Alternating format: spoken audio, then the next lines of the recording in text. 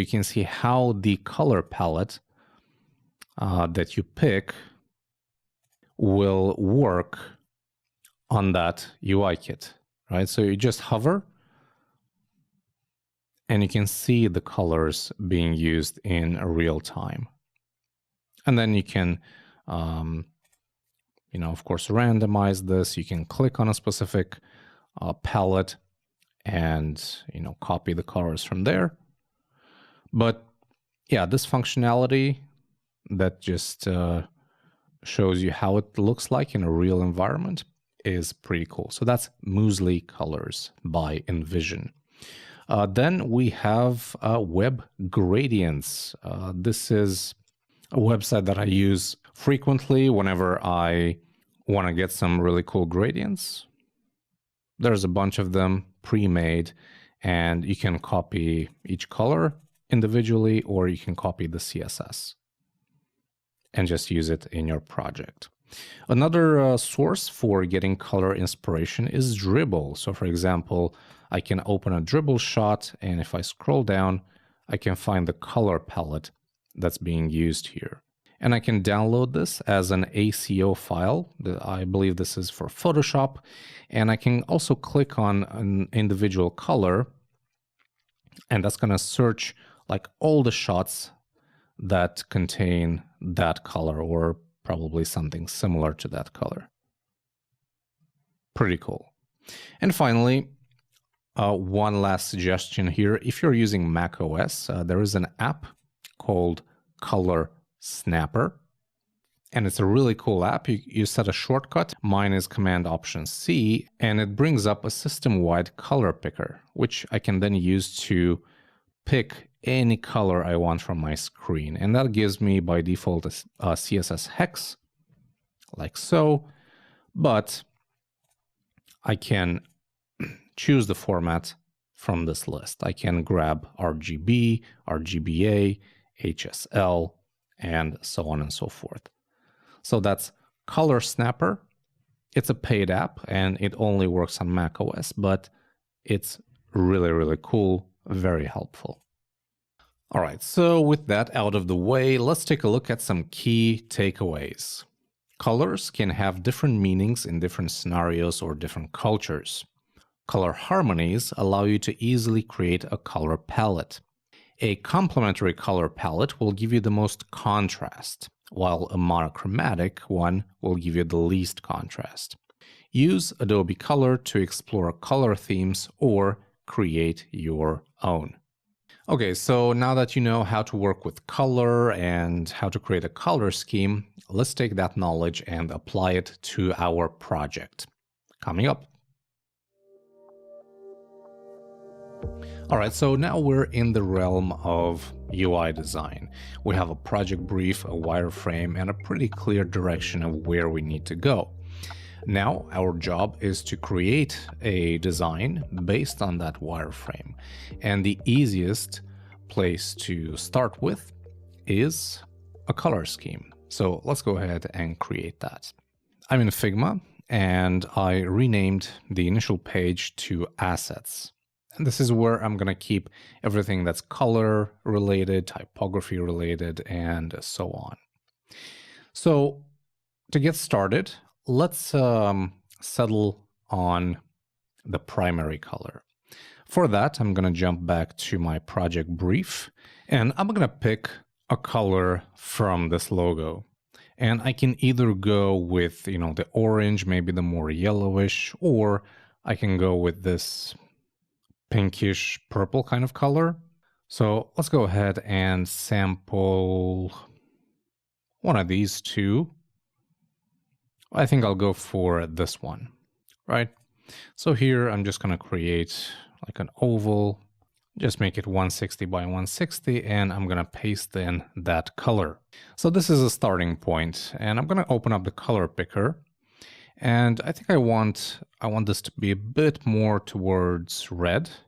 So I'm going to move the hue to the red, and maybe I want a little bit more brightness to it. So I'm going to move it, to the top, something like that. And after playing around with it a little bit, I ended up with this version. So FC3A79. This is currently our primary color.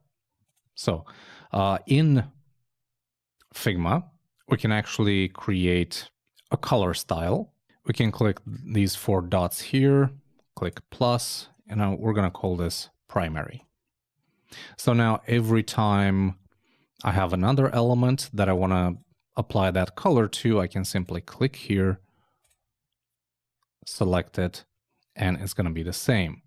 If I'm going to change that color, and let me actually switch this view mode, I can click on edit style, right?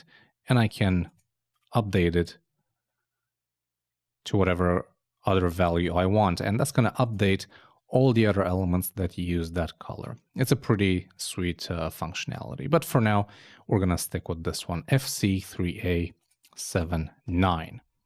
So that's the primary. Based on the primary, we can now start building our color palette. And for that, I'm going to use Adobe Color.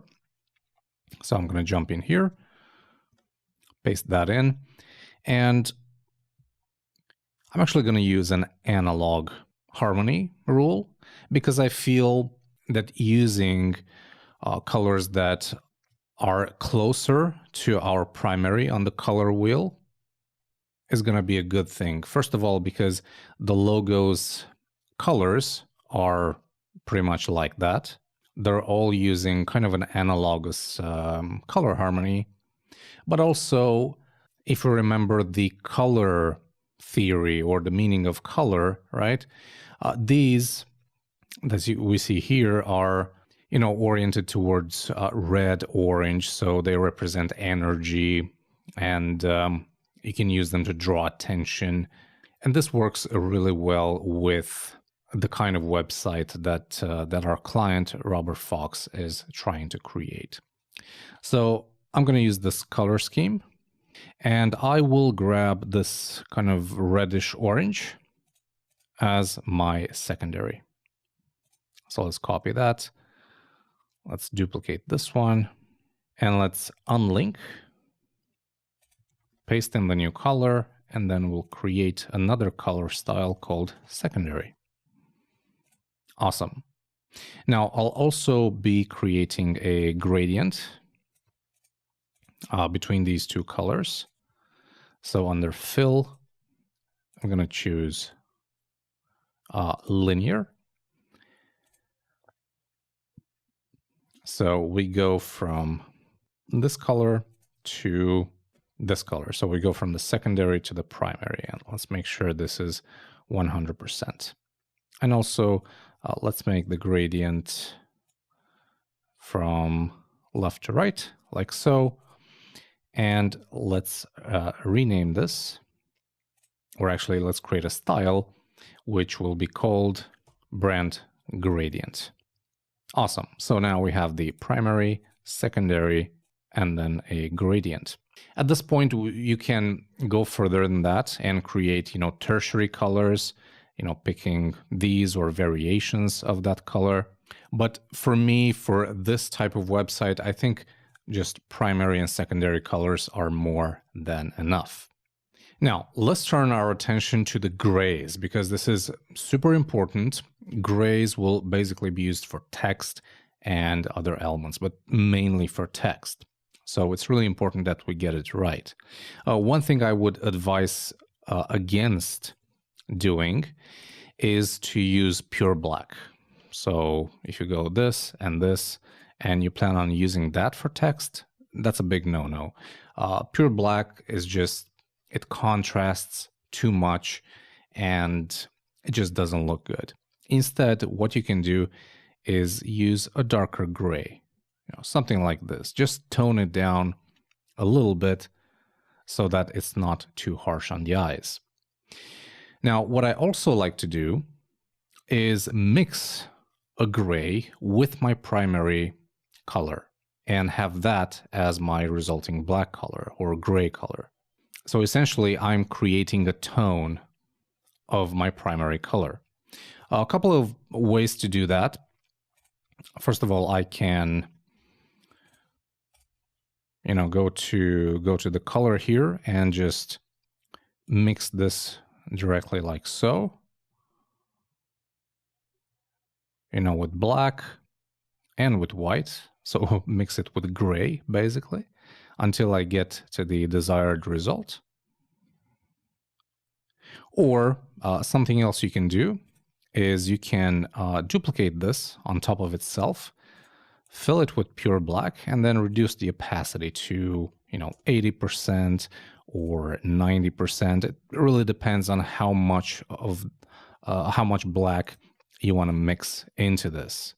Personally, after a little testing, I got to the following color: 261F22. So I'm basically mixing my primary hue with a bit of gray, and on a color picker, I'm around here somewhere. Okay, so I'm gonna again create a color style.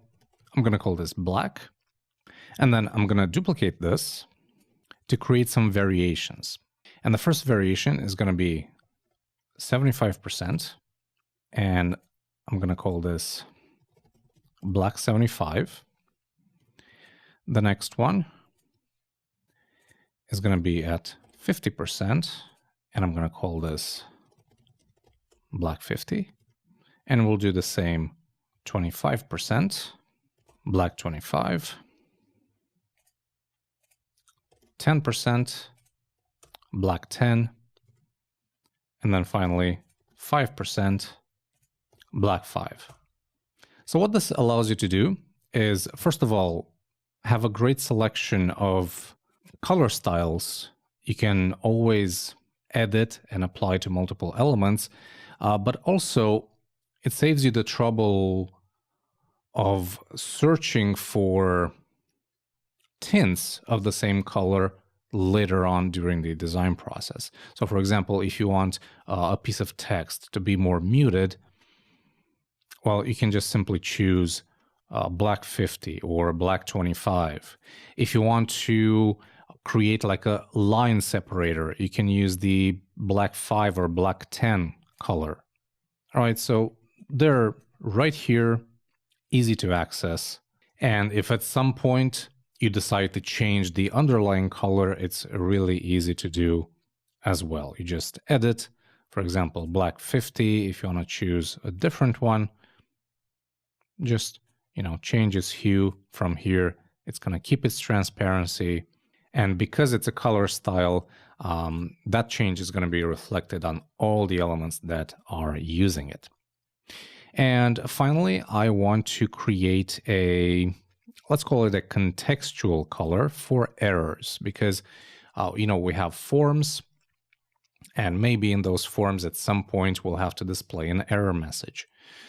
And to properly color the error message, we usually use some kind of red color. So if we go back to the color palette, we can see we have a kind of a red here, which is pretty nice. So we're going to copy that, paste it in here, and we're going to call this error. Pretty simple. So that is our color palette. We have the primary, secondary, we have a gradient if we decide to use it. Then we have the grays, as they call them, starting with the base color and then a couple of tints. And by the way, maybe you're a bit confused about the whole transparency thing. This is another way to create tints. So instead of mixing the color directly with white, right? If I have a white background behind those elements, and I lower the transparency of one of the colors, I basically get a tint of that color because I'm mixing the original with the background because of the transparency. Does that make sense?